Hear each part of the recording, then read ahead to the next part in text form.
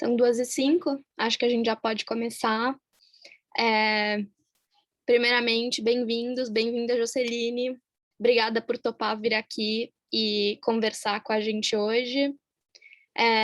Eu sou a Isa, eu sou a Events Coordinator da Brasa BU, mas esse evento foi feito, além de com a Boston University, também em parceria com a University of Minnesota, WPI e Brasa Davidson. Então, uma parceria da BU com mais 3 outras universidades, e a gente queria trazer essa discussão muito importante, né, hoje em dia para vocês. Então, queria também agradecer para todo mundo que veio hoje. Essa conversa de racismo no meio acadêmico rola faz um bom tempo no Brasil, né, mas é sempre importante a gente continuar falando sobre ela. Então, Joceline, você quer se apresentar? Olá, gente, boa tarde. Boa tarde a todos, todas e todes. Meu nome é Jo Gomes, Joceline Gomes Silva, mas eu uso Jo Gomes. Eu sou jornalista, sou pós-graduada em revisão de texto, em gestão de políticas públicas e em dança e consciência corporal, e sou mestranda em dança pela Universidade Federal da Bahia. Eu estudo danças africanas do continente, da diáspora, tradicionais e urbanas. Eu vivo em Brasília, capital do Brasil. A minha pesquisa no mestrado é sobre matriarcado e oralidade nas danças afro-brasileiras. E tem uma frase que o Cazuza costumava falar, né, que é raspas e restos me interessam, e eu costumo dizer que tudo que é preto me interessa. Então, tudo relacionado à dança, cultura, história, enfim, práticas, comportamentos, literatura, gastronomia, tudo que tem a ver com o modo africano de fazer, com o modo preto de fazer, eu me interesso. E é sobre isso que eu falo, que eu vivo e que eu existo. Legal, muito obrigada pela apresentação.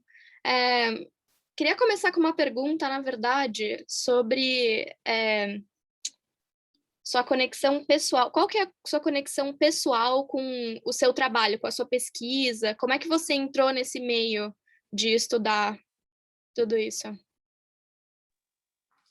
Bom, é importante eu começar do começo, né? A minha família, parte de pai e mãe, são maranhenses. E o Maranhão é o estado que tem o maior número de comunidades quilombolas do Brasil. Quando as pessoas ouvem falar sobre comunidades quilombolas, pensam logo negro fugido. Foram negros que fugiram. E aí esquecem que, na verdade, era um estado autônomo e independente, completamente afrocentrado e afroreferenciado. É onde os africanos escravizados construíam um estado autônomo, independente do que estava rolando no Brasil. Então, tendo o Maranhão essa história e essa trajetória, os meus pais tiveram contato e foram influenciados por essa cultura, mas ao mesmo tempo influenciados e imersos no racismo estrutural, eles não se reconheciam como pessoas negras, nem eles, nem ninguém da família lateralmente, né, digamos assim, irmãos, irmãs, né, então, assim, as irmãs da minha mãe, né, os irmãos foi com quem eu tive contato, porque a família do meu pai, enfim, foi uma tragédia familiar, ficou apenas ele, e aí ele foi criado pela tia, então não tive muito contato com os familiares do meu pai, mas os familiares da minha mãe, todos também são negros, e ninguém se reconhecia como pessoas negras. E aí, a partir do momento que eu entrei na universidade, eu também não me reconhecia como uma mulher negra. E eu fui me reconhecer como uma mulher negra quando eu saí da universidade e sofri racismo no ambiente profissional, no meu primeiro emprego fora da universidade. Não que eu não tenha sofrido racismo antes, é porque eu nunca tinha conseguido perceber que eu estava sendo vítima de racismo, porque eu não me reconhecia como uma mulher negra. Então, eu achava que o que eu estava passando é porque eu era de periferia, é porque eu era pobre, é porque eu me vestia mal, é porque as pessoas sabiam que eu morava na periferia. Então, eu estava sempre com esse discurso da classe, que é o mesmo discurso que a classe política brasileira usa, que é o mesmo discurso que a gente vê no mundo todo. Não, o problema não é classe, o problema não é raça, o problema é classe. Né? E aí, quando eu saí da universidade, quando eu me deparei com essas questões de raça, eu me candidatei a uma vaga para trabalhar como jornalista na Fundação Cultural Palmares. A Fundação Cultural Palmares, ela cuida especificamente de questões da cultura negra. Então, é um órgão que foi criado para a preservação e divulgação e promoção da cultura negra. Então, quando eu comecei a trabalhar lá, eu tive contato com muita coisa, com muitas pessoas, com muitas leituras. Então, é quase como se o meu processo de me tornar negra tivesse acontecido ali naquele ambiente da Fundação Cultural Palmares. Parêntese, é muito triste, inclusive, ver o que está acontecendo com a Fundação Cultural Palmares neste governo. Fecha parêntese.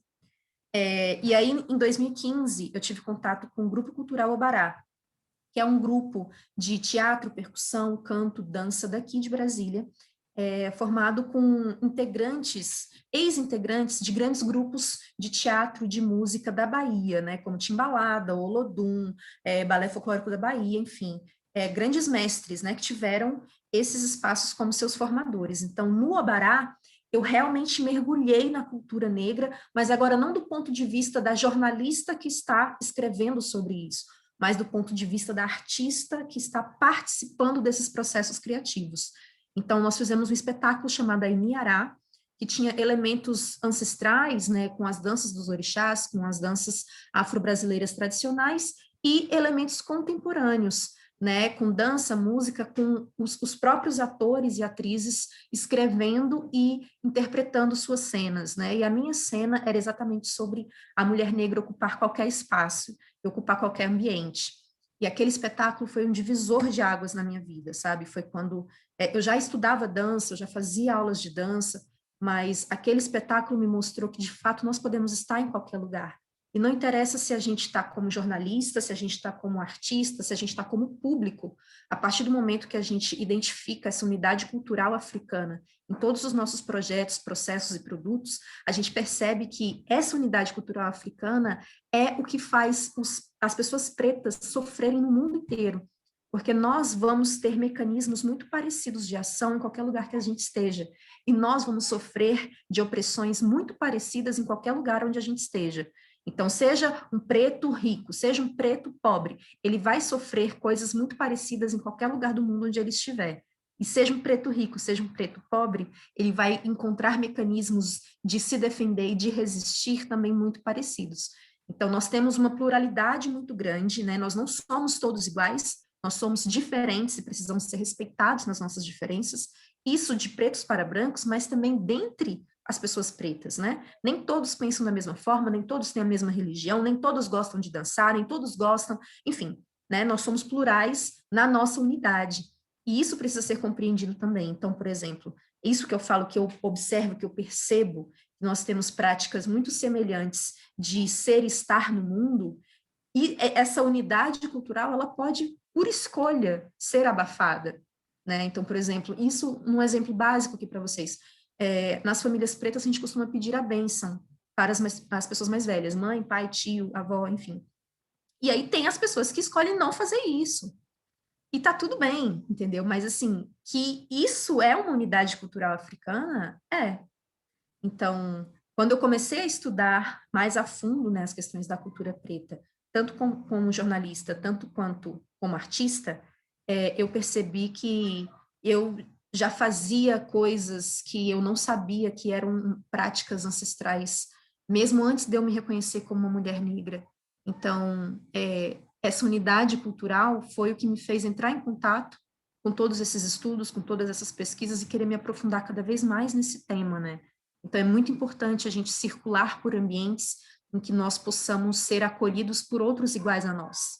E foi isso que o Grupo Cultural Obará me deu, foi isso que a Fundação Cultural Palmares me deu, e são espaços, assim, que foram formadores para mim, né? E não foi a academia. Não foi a academia que me trouxe isso. Foi um grupo cultural e foi um órgão de preservação e promoção cultural. Então, é a cultura, é a arte que vai fazer a gente se identificar de fato com aquilo que é rico para nós, com aquilo que nos é mais precioso. E, nesse sentido, é muito triste ver o que está acontecendo com a Fundação Cultural Palmares e ver o que está sendo feito da arte e da cultura no Brasil. E dentro desse papo de, tipo, como é ser negro, preto no Brasil hoje em dia, eu queria te perguntar, assim, eu acho que isso é uma coisa que a gente, como você falou, não tem na academia, a gente não para pensar. Mas qual é a experiência hoje em dia de ser uma pessoa preta no Brasil? Porque a gente sabe pelos dados do IBGE que mais da metade da população brasileira é preta, né? Mas a gente não vê essas pessoas no espaço acadêmico e também não vê muito no espaço profissional, né? Eu ia falar at least not, pelo menos não, tipo, em posições mais altas, né, em empresas maiores e tudo isso. Então, como é ser preto no Brasil em 2021? Ser preto no Brasil em 2021 é ou você morre de Covid, ou você morre de fome, ou você morre com tiro. E se você não morreu ainda em nenhuma dessas 3 opções, você está correndo atrás para não morrer. Resumidamente é isso. É duro, é horrível de ouvir, é feio. Imagina viver sob essas condições. Porque as pessoas falam, porque matar um leão por dia. Ok, matar um leão por dia é fácil, difícil é você ser o leão. E as pessoas pretas no Brasil são o leão. Somos nós que estamos fugindo da morte todos os dias. Então, quando a gente fala que uma pessoa preta morre a cada 23 minutos, isso nem em um contexto de guerra. Na pior das guerras, você não tem um dado como esse. E ninguém está fazendo absolutamente nada. As políticas públicas que foram pensadas no Brasil para diminuir a mortalidade de pessoas jovens e negras, etc., nunca saíram do papel. Porque a política Juventude Viva é lindo o nome, é linda a proposta, foram lindas as propagandas que foram feitas e não mudou nada.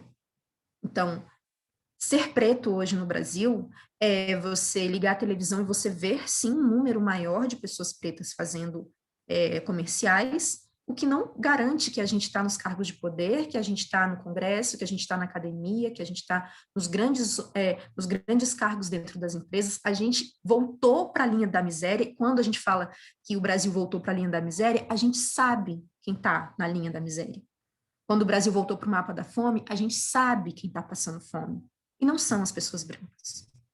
Então, o que nós lutamos por 16 anos para conseguir criar e manter, né, que foram as políticas públicas dos governos Lula e Dilma, em menos de um governo, a gente já destruiu tudo. Nós perdemos todas as políticas públicas, principalmente as políticas de ação afirmativa que nós fizemos e que nós lutamos muito para ter no governo Lula e Dilma. Gente, com todas as críticas que possam haver aos governos Lula e Dilma, a política de cotas, o ProUni, a CEPIR, sabe, o próprio Estatuto da Igualdade Racial, todos esses pequenos, mas avanços que nós tivemos nos governos Lula e Dilma, eles foram destruídos e dizimados pelo atual governo Bolsonaro. Então, ser uma pessoa preta no Brasil em 2021 é você ter visto diante dos seus olhos as políticas regredirem a um ponto assim que a gente não vivia desde a década de 80. É uma ditadura velada, a ausência das políticas públicas, principalmente para pessoas negras, quilombolas e indígenas. É o desrespeito completo de pessoas LGBTQIA+. São mulheres sendo insultadas, são jornalistas sendo ofendidos ao vivo, na frente de toda a imprensa nacional e internacional. É ver o Brasil ser descredibilizado internacionalmente. É ver todos os esforços que a gente fez de luta ao longo de anos e anos e anos como movimento organizado ser completamente desvalorizado, desprestigiado e negado. Então, estarmos nesse espaço acadêmico hoje é um espaço de disputa. E aí é muito cansativo tudo o que a gente faz na nossa vida ser uma disputa. É porque o afeto preto é político, porque o trabalho preto é político, porque o sorriso preto é político, porque o beijo preto é político. E assim, às vezes a gente só quer viver, sabe? Às vezes a gente só quer ir para a universidade e estudar. A gente só quer ir para a balada e dançar. A gente só quer beijar na boca. Mas não, tudo nosso precisa ser um ato político, um ato de resistência, um ato de luta. E aí, assim, pode perguntar para qualquer atleta, gente. Ninguém vive num estado permanente de luta. Isso é absolutamente desgastante. E é assim que nós, pessoas pretas, nos sentimos no Brasil em 2021. A gente está em um estado permanente de luta. 24 horas por dia, 7 dias por semana, 366 dias no ano, se for bissexto. E assim, não tem saúde mental, e saúde física, e emocional, e financeira, e material que resista a esse estado permanente de luta. O corpo humano foi construído, ele não tem mecanismos para ficar 100% do tempo em estado de alerta. E nós estamos assim. Então, principalmente dentro desse contexto do Covid, já tem dados e pesquisas sobre isso, né? As pessoas que não puderam ficar em casa, porque se elas ficassem em casa elas morreriam de fome, foram as pessoas pretas. Elas foram para a rua para trabalhar, contraíram Covid, e elas morreram. E aí as pessoas que ficaram em casa, elas tinham que sair para trabalhar, senão morreriam de fome. E foram para a rua, pegaram Covid, e morreram. E o ciclo permanece. E nesse ciclo, as pessoas pretas continuam sendo as maiores vítimas de Covid. Então, o que está acontecendo no Brasil é um genocídio. E é um genocídio por omissão. É o genocídio de, mas eu não fiz nada, como é que vocês querem colocar a culpa em mim? Exatamente por não fazer nada, que a culpa é sua. Então, ser preto no Brasil hoje é isso. Ou você morre de fome, ou você morre de Covid, ou você morre na mão da polícia. E se você não morreu ainda em nenhuma dessas situações, você está correndo para não morrer. É muito triste ouvir essa realidade do Brasil. E eu queria saber, você estava falando como hoje em dia o espaço acadêmico, né, é um lugar de luta constante. Você pode falar um pouquinho para o nosso público aqui hoje como é que funciona o racismo no meio acadêmico brasileiro, como ele se manifesta? Então, gente, eu vou começar por uma historinha. Como eu sou jornalista, os jornalistas são os contadores de história da contemporaneidade, digamos assim. Na minha primeira pós-graduação, ou seja, um ano depois que eu me formei, um ano depois que eu me descobri uma mulher negra, eu estava, antes de eu entrar na Fundação Cultural Palmares, né, foi um momento anterior, eu tinha feito o processo seletivo para entrar na Palmares. E aí eu estava na minha primeira pós-graduação em revisão de texto e políticas públicas numa universidade privada, um centro universitário privado daqui de Brasília, um dos maiores. E aí o professor pós-graduado em análise crítica de discurso levou um slide do pós-doutorado dele, que falava sobre o Bush. E aí tinha uma foto do Bush, e aí a gente estava fazendo análise da capa de um jornal, falando sobre o Bush. E aí a gente terminou a análise, e ele falou assim, por exemplo, o Obama não é negro. Aí, assim, eu já senti meu coração saindo pela boca. Eu vou me arrepender de perguntar, mas eu vou perguntar, professor, por que o Obama não é negro? Ah, porque na posse dele, ele usou um terno. Eu vou me arrepender de perguntar novamente, mas eu vou perguntar. O que ele deveria ter usado, professor? Ah, ele deveria ter usado uma batinha africana. Aí eu, ok, eu vou me arrepender dessa discussão, eu sei, mas eu preciso falar. Então, professor, o Obama, ele estava simplesmente assumindo o maior cargo político e econômico do mundo contemporâneo. Ele podia usar o que ele quisesse. O Obama, ele não se identifica com essas roupas de tecido africano, com essas batas. Ele vai usar o que ele quiser. E esse, digamos, é o dress code de um presidente dos Estados Unidos. Ele vai usar o que é compatível com o presidente dos Estados Unidos. É apenas isso. Veio uma senhora branca, quer dizer, só era eu e uma outra menina pretas na sala, né? Enfim. Aí veio uma senhora branca e a gente estava estudando algumas coisas de ideologia, de Marx, enfim. Aí ela veio com um livro, ela falou assim, eu tô aqui com um livro chamado Marx para Idiotas, e aqui no livro fala que o oprimido quer usar as roupas do opressor. Aí eu falei assim, então, beleza, o Obama é negro, mas assumindo o cargo que ele estava assumindo, a última coisa que ele seria é oprimido. Então, não cabe essa sua análise sobre ele. Ah, mas por que Marx? Por que Marx? Por que Marx? Então, cara, olha só, era bem na época da primeira eleição da Dilma, eu acho. Eu falei assim, então, a Heloísa Helena, por exemplo, ela se veste daquela forma porque ela tem um público. A Dilma mudou completamente a forma dela se vestir porque ela tem outro público. Então, por quê? Porque ficou eu e ela discutindo e o professor assim, assistindo, né, olhando. E aí, no final das contas, ela falou assim, bem madurona, assim, bem discussão acadêmica, ela virou para mim e falou assim, Joceline, vai cagar. Aí eu falei assim, vai você.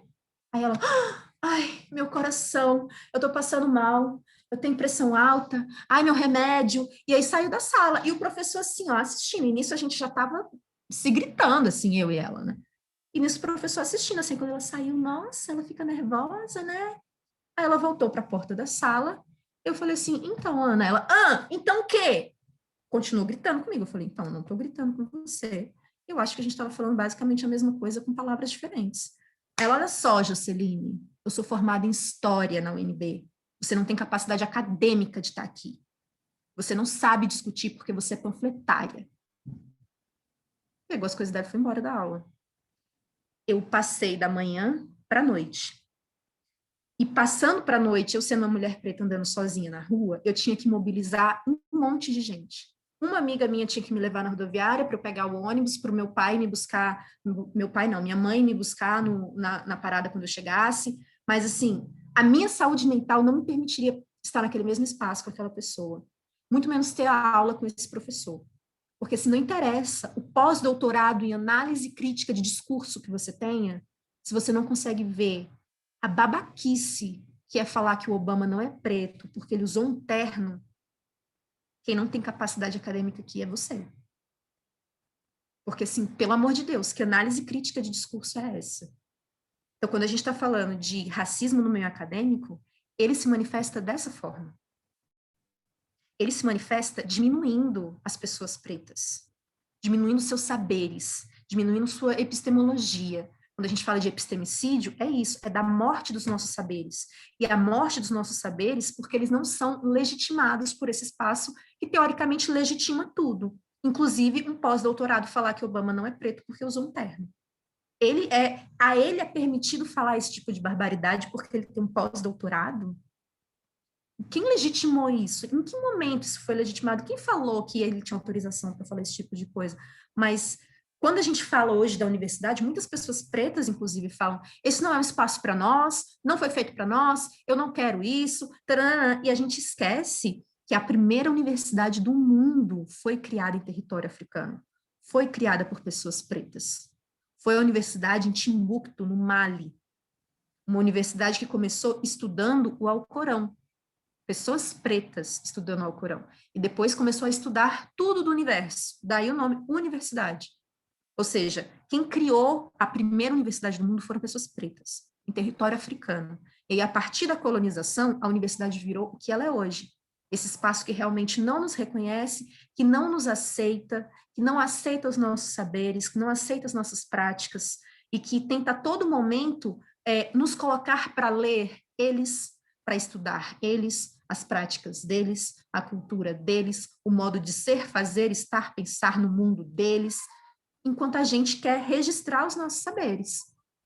Então, assim, por exemplo, eu na dança, então, como assim você não vai falar do balé? Como assim você não quer falar do moderno e do contemporâneo? Na minha pós-graduação em dança, eu era a chata, negra, raivosa, militante. Professora, e a dança africana? Professora, e Mercedes Batista? Professora, uma aula inteira de danças circulares e não tem uma dança africana? Professora, por que você trouxe esse documentário e não trouxe o documentário X de um artista preto? Por que eu tenho que passar 1 ano e meio da minha vida estudando pessoas brancas, quando eu sei que existem milhares de pesquisadores em dança pretos e que a dança no mundo existe como ela existe hoje, porque pessoas pretas iniciaram essas danças? Todas as danças urbanas foram iniciadas por grupos de pessoas pretas em qualquer lugar do mundo. Todas as danças urbanas, 100% delas. Por que os maiores nomes do hip hop são brancos? Por que só quando a Miley Cyrus foi rebolar no MTV VMA que as pessoas começaram a falar do twerk? E tem gente que acha que foi a Miley Cyrus que inventou o twerk. Por que as pessoas acham que foi a Madonna que inventou o Vogue? Quando, na verdade, a Madonna se aproveitou da cultura que ela viu e que ela viu que tinha potencial. Vocês deveriam agradecer a Madonna. Quem disse? Quem disse que o que ela fez foi bom ao popularizar o Vogue? Quem disse que a gente queria que ela ajudasse a popularizar o Vogue? Quem disse que isso foi bom para a cultura ballroom? Então, assim, quem legitima as pessoas brancas de fazerem o que quer que elas querem fazer com a nossa cultura e depois a gente tem que ir lá para a universidade para ler eles falando da nossa cultura? Eu estou passando por isso agora. Eu quero estudar matriarcado e oralidade nas danças afro-brasileiras. E eu tenho um repertório muito grande de autores e autoras negros e negras para falar sobre isso. Mas na primeira oportunidade, eu vou ter que ler uma pessoa branca. Na primeira oportunidade, os primeiros textos que eu tiver contato são de pessoas brancas.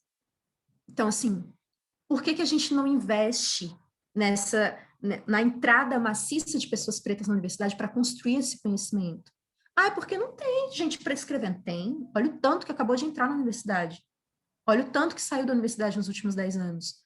Como assim não tem pessoas pretas para a gente ler sobre isso, sabe? Então, na universidade, o que rola é o racismo entre pessoas mesmo, né? Por eu ser preta, por eu ter esse cabelo, por eu ser panfletária, porque eu estou falando de racismo, e rola esse racismo epistemológico. Não, a gente não vai ler isso aqui. Leia esse, é um clássico. Tá, se é um clássico, todo mundo já leu, todo mundo já falou sobre isso, eu não quero falar sobre isso. Não, mas é um clássico, você vai ter que ler. Não, eu vim aqui para escrever um clássico. Que a próxima geração me leia como clássico. Eu não vou ler essa pessoa. Então, assim, a gente tem... E é isso, a gente tem que ler o clássico e mais as nossas leituras para nossa pesquisa. Ah, mas se você quer discutir, se você quer rebater, criticar o clássico, você tem que ler o clássico. Então, a gente tem que ler 2 vezes mais do que qualquer pessoa branca, porque a gente tem que ler o clássico e os produtos específicos da nossa pesquisa para aí ter condições de criticar o clássico. Enquanto que as pessoas brancas, elas só entram na universidade e saem plenas com seus diplomas, direto para um alto cargo de poder em qualquer empresa, em qualquer lugar do mundo. E a gente está lá lendo o clássico e o preto, e batendo boca, e sendo expulsa de sala, e sofrendo racismo, e apanhando, e ficando na parada de ônibus até 2 horas da manhã, porque não passa ônibus. A gente não tem nem condições psicológicas de enfrentar o mercado de trabalho depois de cursar uma universidade nesse sistema, sabe? Então, assim, ninguém fala sobre isso, e é até um tabu no jornalismo brasileiro falar sobre suicídio. Mas o índice de suicídio entre universitários na Universidade de Brasília é enorme. E volta e meia se tem uma pessoa que morreu por suicídio dentro da universidade. Está na hora de discutir o que essa universidade tem feito com as pessoas. E a maioria das pessoas são pessoas pretas e indígenas. O que a universidade está fazendo com essas pessoas? Então, quando eu falo para vocês que ou a gente está morrendo de Covid, ou a gente está morrendo de fome, ou a gente está morrendo da polícia, ou morrendo, fugindo das situações, é porque eu estou falando disso literalmente. A gente está morrendo em todos os ambientes onde a gente se encontra. E quando não é uma morte física, é uma morte psicológica, uma morte epistemológica, são várias mortes. E a gente está tentando lidar contra isso, tentando lidar com isso o tempo todo. É exaustivo. É muito exaustivo. Então, quando a gente entra na universidade e pensa, vou registrar os saberes dos meus ancestrais que lutaram muito para eu estar aqui, tem muita gente comigo, eu vou representar todas elas, e aí a gente tem que ficar passando por isso diariamente, a vontade de desistir.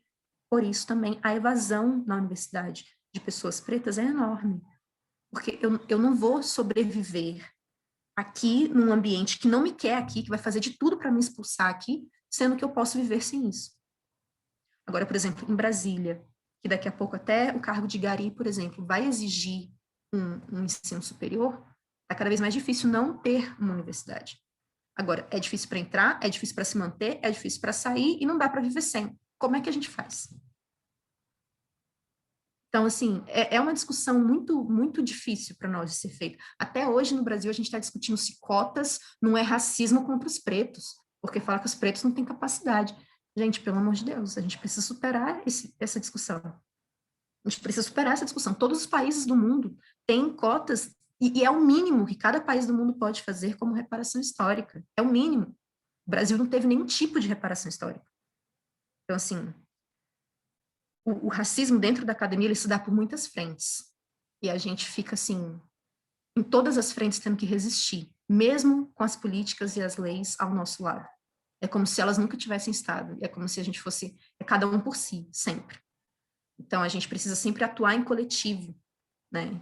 E muitas vezes, conforme a gente vai subindo na escala dentro da universidade, menos pessoas pretas a gente vê. Então, assim, você entrou na graduação, tem até um número considerável agora, depois das políticas de cotas. Aí você vai para pós-graduação, já tem menos. Você vai para o mestrado, menos ainda. Doutorado, menos ainda. Pós-doutorado, menos. invariavelmente você vai ter um número cada vez menor de pessoas pretas. E aí, como que a gente vai fazer uma resistência em coletivo se só tem eu aqui? Sozinhos, nós somos alvo. Juntos, nós somos arma.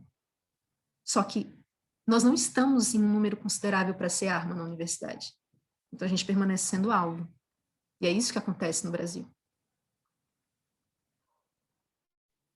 Sim, e dentro da discussão de cotas, ontem a gente fez uma reunião, a gente estava conversando sobre isso, né? Sobre como essa discussão ela é muito velha no Brasil e ela não sai do lugar, né? Ainda fica no negócio de faz ou não faz, será que é certo ou será que é errado, né?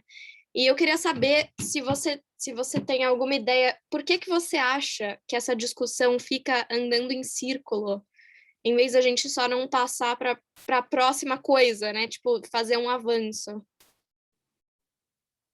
O Brasil é racista. Porque ninguém tolera nenhum tipo de avanço para pessoas pretas. O mínimo que seja. O mínimo que seja.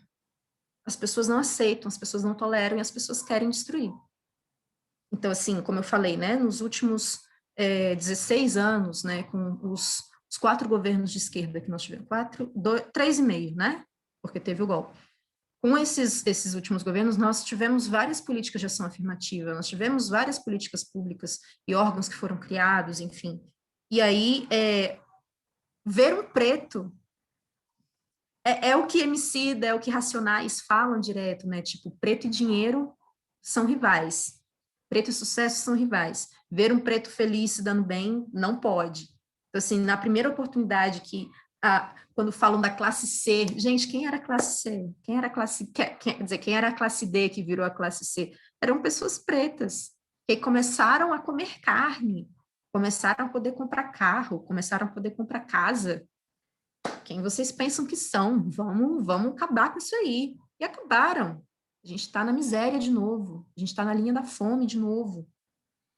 Era isso, assim, não suportam ver pessoas pretas comendo. Não, tem que estar passando fome. Sabe, assim, tipo, um cantor de rap que morava na favela, na quebrada, ele começa a ganhar dinheiro, é um vendido. É um vendido do sistema, esqueceu as próprias origens. A gente tem que viver para sempre na miséria. Porque o mínimo que uma pessoa preta possa avançar já é visto como um vendido, um corrompido do sistema. Então, assim, a discussão de cotas não avança no Brasil porque não se reconhece os saberes e as pessoas pretas como dignas de estar nesse espaço, que, como eu falei no começo, fomos nós que criamos. A primeira universidade do mundo surgiu em território africano. A universidade é um espaço preto, a universidade que criou foram nós. E aí, o racismo foi um sistema que deu tão certo a ponto de nós, pretos, hoje, virarmos e falarmos: a universidade não é para nós. Vamos estudar por fora, vamos fazer nossos grupos de pesquisa, o que também não está errado.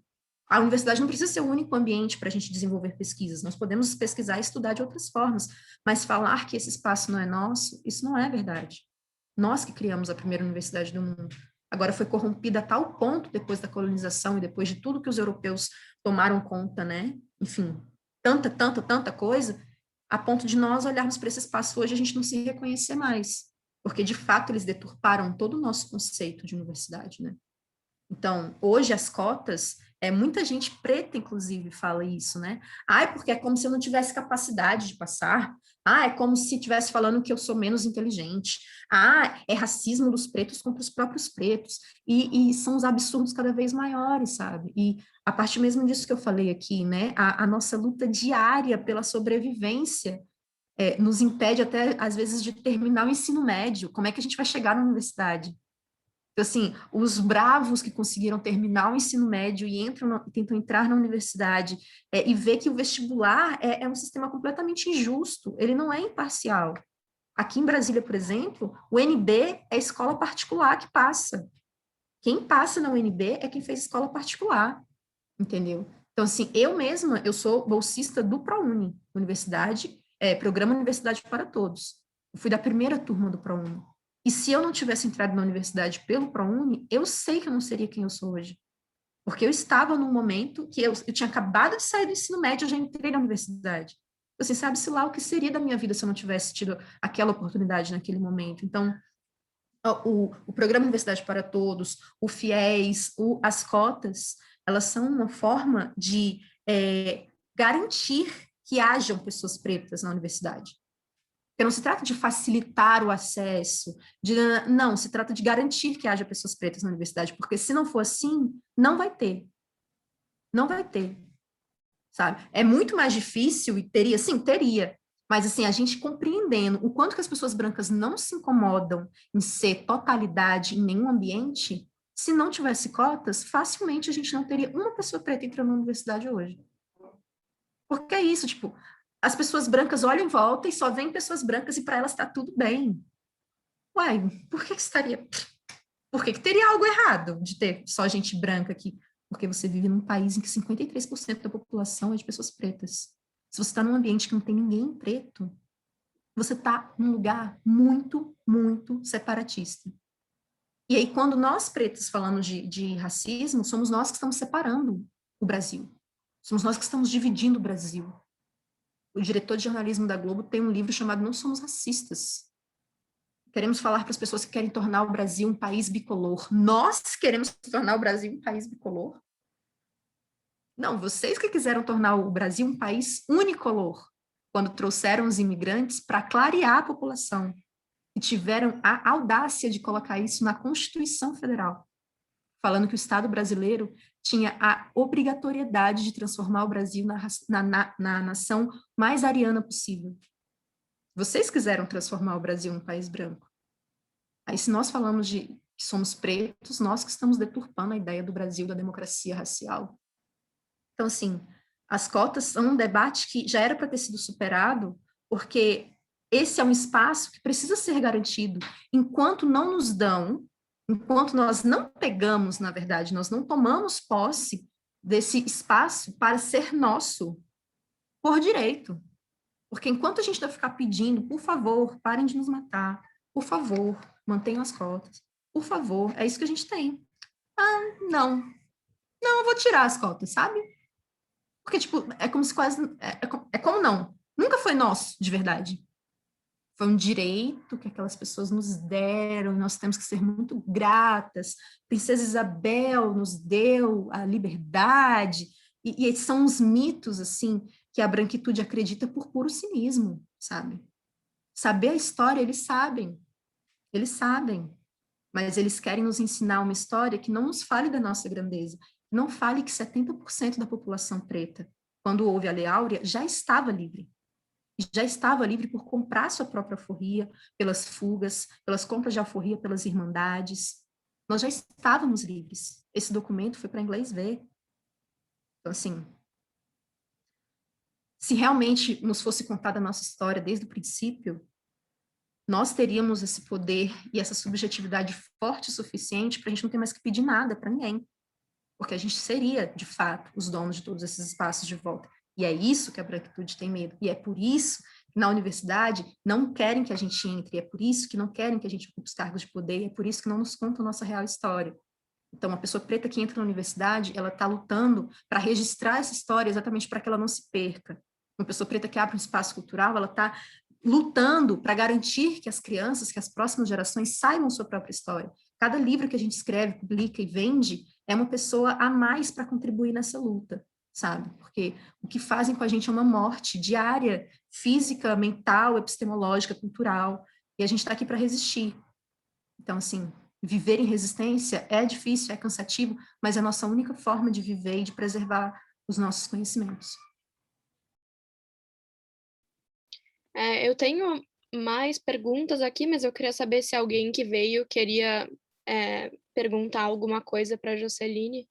Então, eu vou abrir aqui para perguntas.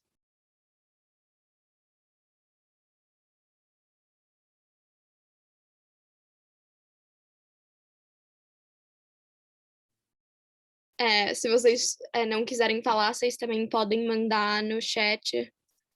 Pode escrever a pergunta e eu posso ler e ela responde. Se não quiserem o seu nome junto, pode me mandar no privado também, que eu leio e aí ela pode responder para a gente.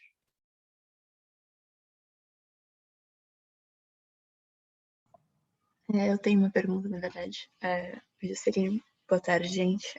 De tudo, muito obrigada por tudo que eu tenho dito. E quando você comentou que é muito dito que é preciso que você leia os clássicos antes de criticar os clássicos, e você disse que não acredita nisso, que você acha que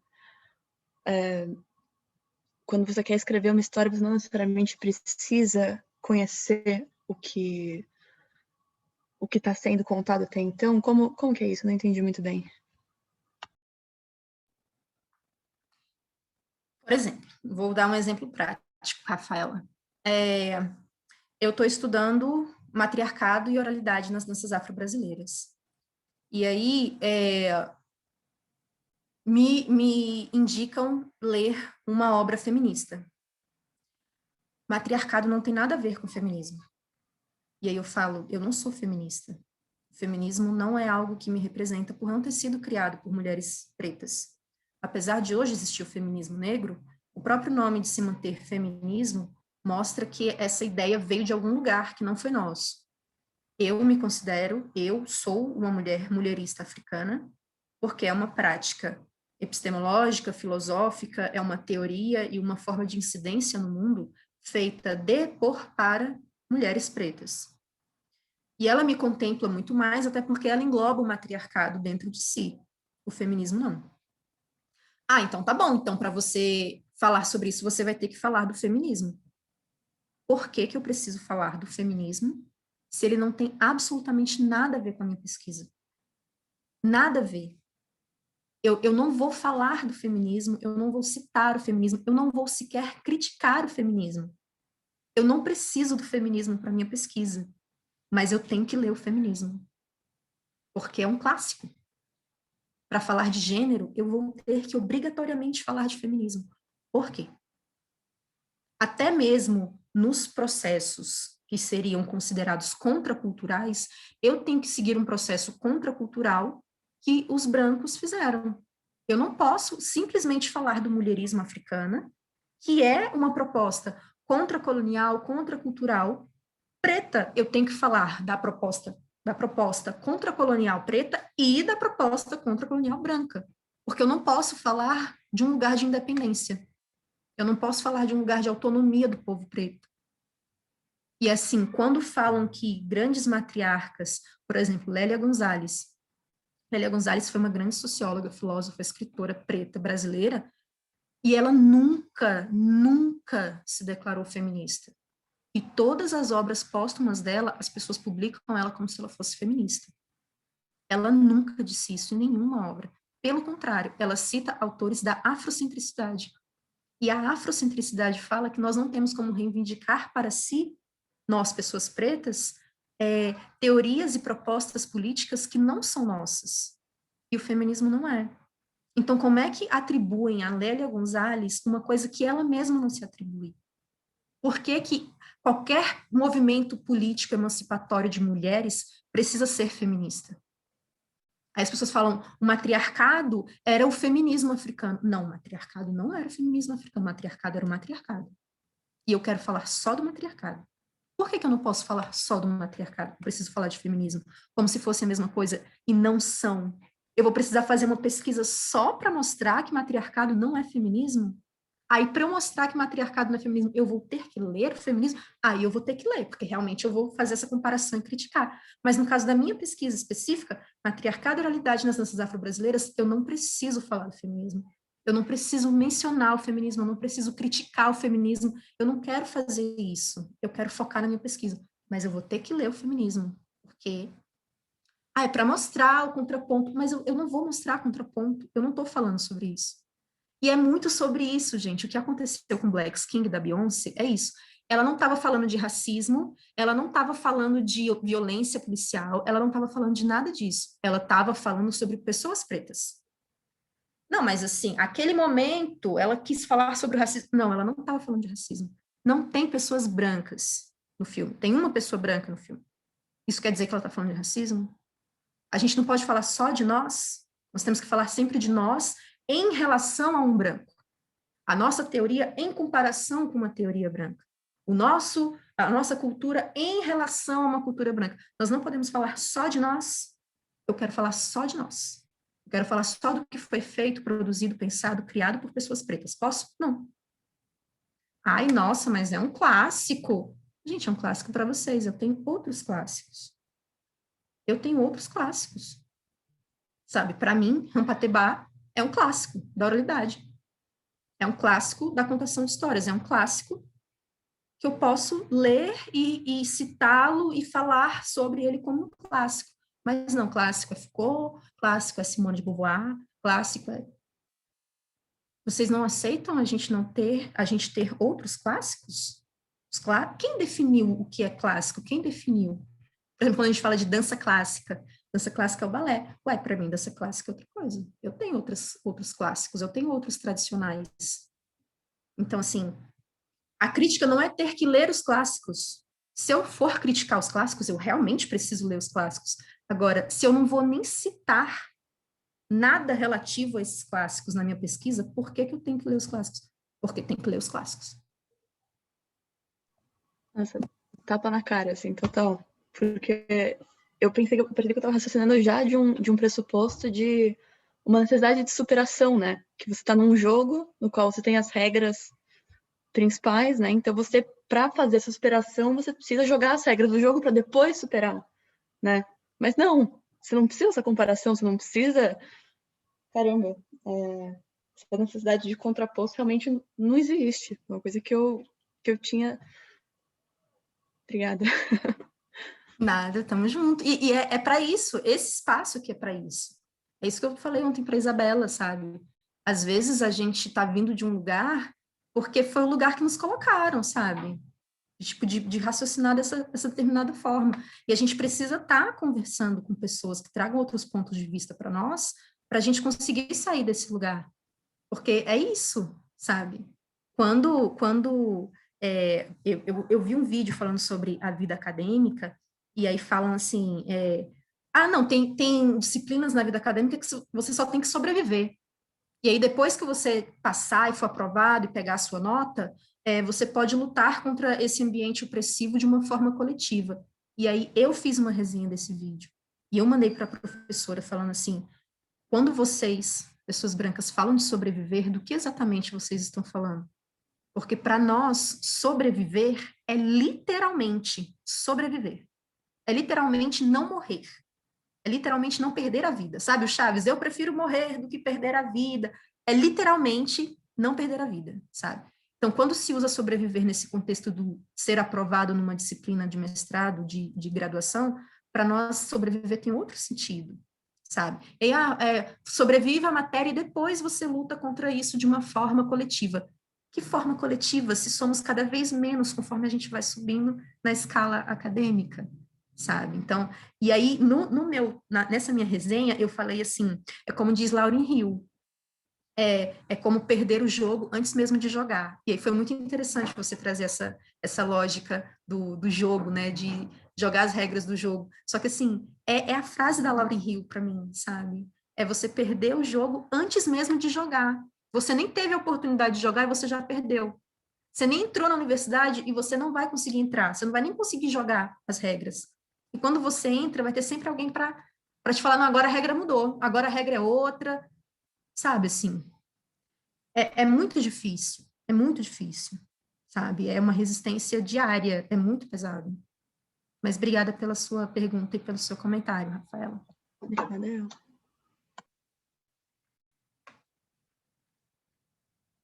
A gente tem uma pergunta aqui, Gabriel Castilho, não, a gente tem do África DF, DJ África, salve. Ele falou aqui, eu não vou fazer uma pergunta, mas só uma observação. O que é um clássico? Se a gente analisar a história, as escritas mais antigas foram encontradas em África, Médio Oriente, Ásia e continente americano. Recomendo pesquisarem as escritas mais antigas e quando foi que a Europa começou a escrever. E hoje é comprovado que muita coisa na literatura greco-romana veio de conhecimentos adquiridos em África. A Europa não tem tantos registros hieróglifos quanto os outros continentes. Gente, quando falam que a África não tem escrita, pelo amor de Deus, né, gente?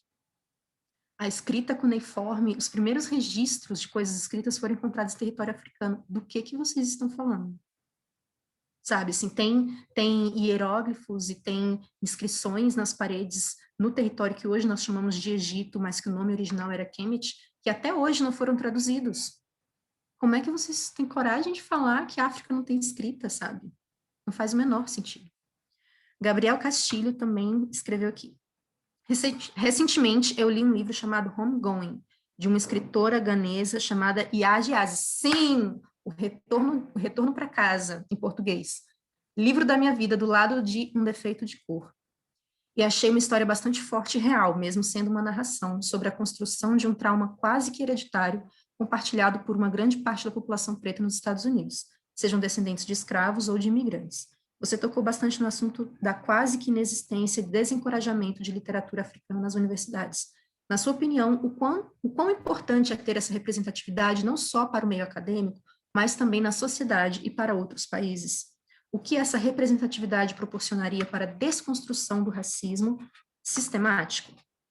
Bom, desculpa não poder falar, estou sem voz. Tranquilo, Gabriel. Muito obrigada pela sua pergunta. E obrigada também, DJ África, aí, pela sua pergunta, pelo seu comentário, né?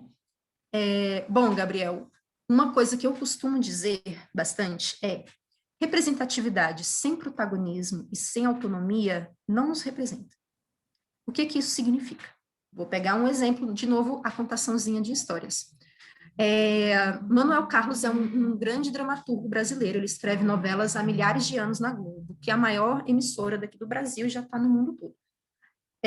Todas as personagens principais dele se chamavam Helena, e a primeira Helena da televisão brasileira veio ser aqui 2010, 2005, por aí.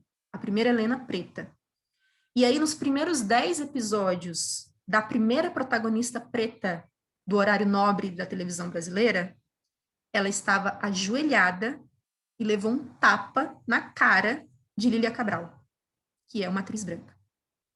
O contexto era: a filha dela tinha pegado um ônibus e ficou paraplégica, e, teoricamente, a culpa foi da personagem preta. E aí ela ia, ajoelhava e, por favor, me perdoe. E ela falava, não. Plá!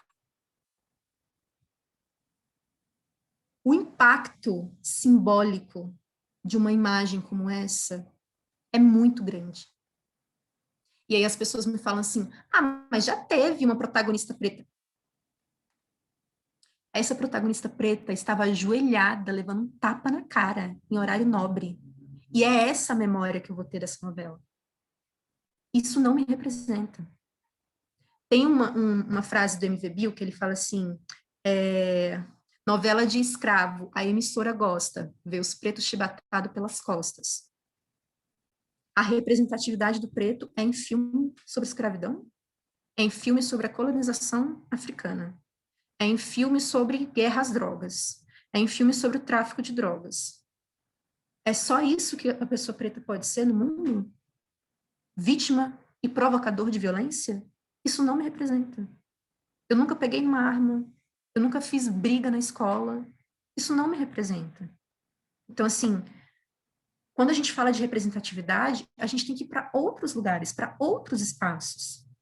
E aí, esse livro, O Caminho de Casa, gente, que é a tradução dele em português, O Caminho de Casa, são os 2 livros da minha vida. Um Defeito de Cor, de Ana Maria Gonçalves, é o livro mais impactante da minha vida, que ele é baseado em relatos reais de uma pessoa ex-escravizada e misturado com ficção, com história do Brasil, e O Caminho de Casa, né, que assim, enquanto Um Defeito de Cor foca no Brasil, O Caminho de Casa, ele envolve outros países, digamos assim, né? A gente está falando de literatura, de uma literatura que, por mais que seja ficcional, ela traz elementos históricos, ela nos ajuda a compreender como era ser uma pessoa nesse momento. E a gente volta lá para o começo da live, quando eu falei que a arte e a cultura nos aproximam muito mais da nossa identidade do que a academia. Então, quando eu vejo a Thaís Araújo levando um tapa na cara, ajoelhada, ela leva um tapa na cara de uma pessoa branca, isso ajuda a construir um lugar de que aí, ó, tá vendo? Não interessa onde a gente chegue. A gente pode chegar no horário nobre da televisão brasileira, a gente ainda vai continuar levando tapa na cara. Se vocês verem na Netflix um documentário chamado Cidade de Deus, 10 anos depois, vocês vão ver Um dos filmes brasileiros com a maior bilheteria da história do cinema nacional pagou de cachê R$ 300 para um ator. R$ 300. Um filme que ganhou festivais internacionais. Os maiores festivais de cinema do mundo, Cidade de Deus ganhou. E teve a coragem de pagar R$ 300 para os atores, que eram pretos e favelados. E aí você vai assistir o filme, a violência do início ao fim, a gente preta matando, morrendo, matando, morrendo, matando, morrendo. É o filme inteiro isso. Ai, mas a fotografia. Ai, mas só tem gente preta no elenco. Ai, não, gente, sabe quem tá no elenco? Alice Braga. Alice Braga tem uma frase no filme todo. Hollywood, baby. Hollywood. O ator principal de Cidade de Deus estava passando fome. Um dos atores principais da Cidade de Deus foi parar na Cracolândia, em São Paulo. Onde estão os atores de Cidade de Deus hoje? Onde está Alice Braga hoje? Qual que é a diferença entre eles? Então, assim, dentro da universidade, a gente precisa colocar as pessoas, o conhecimento preto, para que as pessoas se sintam de fato representadas. Quando eu leio uma obra, um autor, um artigo de uma pessoa preta, eu consigo compreender toda a dificuldade que foi para aquela pessoa estar ali. Eu consigo me identificar com cada palavra. Eu consigo compreender o processo, a trajetória para construir aquele conhecimento. Isso é representatividade. Isso é espelho. É eu olhar e falar, eu sei o que essa pessoa está falando. Eu sei o que essa pessoa passou para estar escrevendo isso. Isso é representatividade. Agora, eu ligar a televisão e eu só ver pessoas pretas sendo escravos, traficantes, bandidos, a barraqueira que fala errado, o bebum que trai a mulher. Isso é construção negativa de subjetividades. Eu, quando eu era criança, eu não queria ser preta. Olha o que preto faz na televisão, eu não quero ser preta. Eu cheguei a falar para minha mãe, quando eu tinha 6 anos de idade, quando eu crescer, eu vou fazer uma cirurgia para ficar que nem a Ranger Rosa, branca e magra. Eu falei isso com 6 anos de idade. Então, assim, a arte e a cultura nos aproximam da nossa identidade, mas também a arte e a cultura pode nos distanciar e muito a partir das imagens que ela reproduz, a partir das imagens que ela repete, porque a imagem repetida, ela vai entrando, ela vai construindo a nossa subjetividade. Então, assim, por exemplo, a pornografia é para os homens o que a Disney é para as mulheres. Ambos criaram um padrão irreal de relacionamento interpessoal. Os homens acham que toda mulher transa como as atrizes pornô. E quando eles vão para o sexo real, nem eles mesmos entendem o que está acontecendo. Porque foram educados, tiveram uma educação sexual pela pornografia. Já as mulheres acham que todo homem é um príncipe encantado. E aí vem um cara cheio de defeito, que às vezes não sabe dar nem receber carinho, e ela fica eternamente sozinha porque o príncipe encantado não aparece. Então, assim, o distanciamento que essas imagens e que essas subjetividades quebradas produzem na sociedade é enorme. Então, assim, a representatividade, ela tem o poder de construir ou destruir subjetividades com muita força. E a gente precisa estar muito atento a isso. Por isso que a gente fala da importância de diretores, roteiristas, produtores, atores e atrizes pretos, para poder construir imagens positivas. Representatividade a qualquer preço não é representatividade. Representatividade de qualquer coisa. Ah, não, mas é um bandido, mas pelo menos é um ator preto. Não, não é assim que funciona. Não é isso que a gente quer ver. Representatividade é outra coisa. Então, e é muito, muito importante representatividade nos espaços acadêmicos, na televisão, no teatro, no cinema, em todos os lugares. Agora é isso. Se a gente está morrendo 1 a cada 23 minutos antes de chegar aos 30 anos, como que a gente vai construir imagens positivas de pessoas que não estão mais aqui? Então, a gente precisa falar sobre o genocídio antes da gente falar sobre a representatividade. A gente precisa resolver o problema do genocídio primeiro. Porque só se a gente estiver vivo, a gente vai conseguir construir alguma coisa.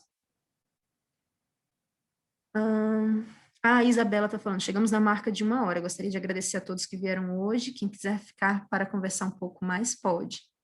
Rafaela Queiroz está dizendo, etimologia de clássico. Classes significa frota, clássicos significa proprietário de frotas. Proprietários de frotas são parte de uma elite privilegiada, e é exatamente por essa elite que o classicismo é criado. A monarquia criou, pautados nos seus padrões, modelos e normas que foram tidos como básicos, atemporais, tradicionais e superiores clássicos. Suas noções eram regra inquestionável. A arte deles era o belo, e o belo era a arte deles. Gente, quando eu comecei a ler aqui, proprietários de frotas, eu já me tremi toda, assim, tipo, porque é isso. Frotas do quê? A gente já sabe. Quem não era tratado nem como ser humano até bem pouquinho tempo atrás, a gente já sabe. Então, assim, quem que criou os clássicos? A gente já sabe, os proprietários de frotas. Isabela, Joceline escreveu um texto muito bacana sobre as leis que contribuíram para manter o racismo no Brasil. Exatamente, gente, está lá no meu Medium. E é isso, leiam, compartilhem, deixem comentários e vamos continuar construindo essa conversa juntos, juntas e juntes. Gabriel, muito obrigada, Joceline, pela resposta. Tamo junto. Obrigada, gente. Gente, eu queria agradecer por todo mundo que veio aqui hoje. Muito obrigada por participar dessa conversa com a gente. Joceline, obrigada por dar o seu tempo para a gente ter essa conversa. Eu poderia ficar aqui a tarde toda. Eu tenho mais, tipo, 20 perguntas. Mas, enfim, infelizmente, os eventos hoje em dia, especialmente no Zoom, eles tendem a ser curtos porque tá todo mundo queimado de olhar para a tela o dia inteiro, né? Então, eu queria saber se alguém tem alguma pergunta final para a Joceline, e aí, se não tiver, a gente vai encerrar.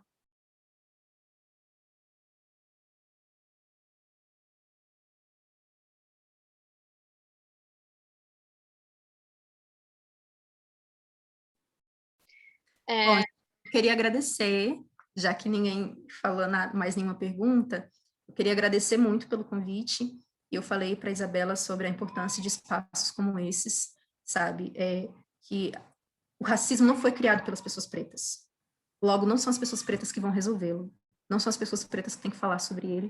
Não são as pessoas pretas que têm que ficar lutando contra ele diariamente sozinhos. O racismo foi criado, é mantido, e ele beneficia pessoas brancas. Então, pessoas brancas têm que se responsabilizar pelo fim dele.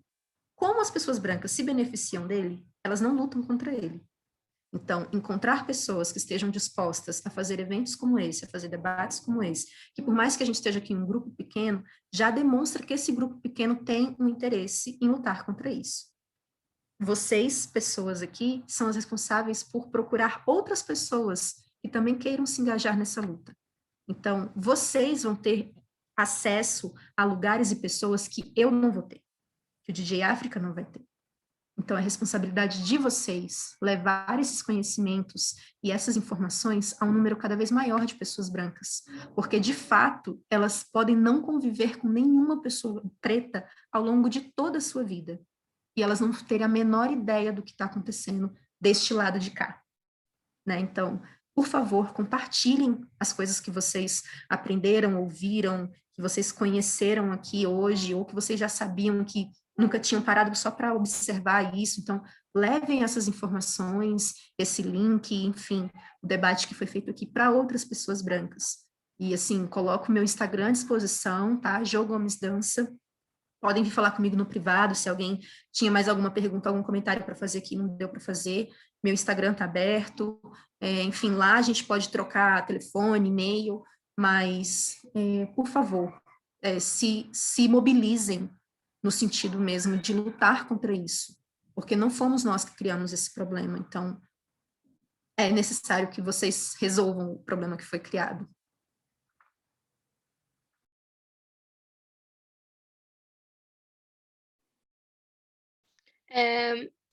A Rafaela Queiroz falou no chat, conhece a Pedagogia do Oprimido, do Paulo Freire? Conheço. Bom, gente, é isso. A gente vai postar essa gravação desse vídeo no YouTube. Se vocês gostaram dessa conversa hoje, compartilhem com com seus amigos. Com os meus amigos, ótimo. Vou compartilhar com os meus também. Vamos continuar com esse papo, vamos espalhar essa conversa para a gente poder continuar lutando para mudar o Brasil, né?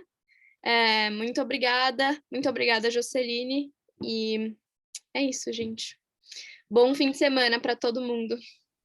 Muito obrigada, gente. Se cuidem, fiquem em casa, fiquem vivos.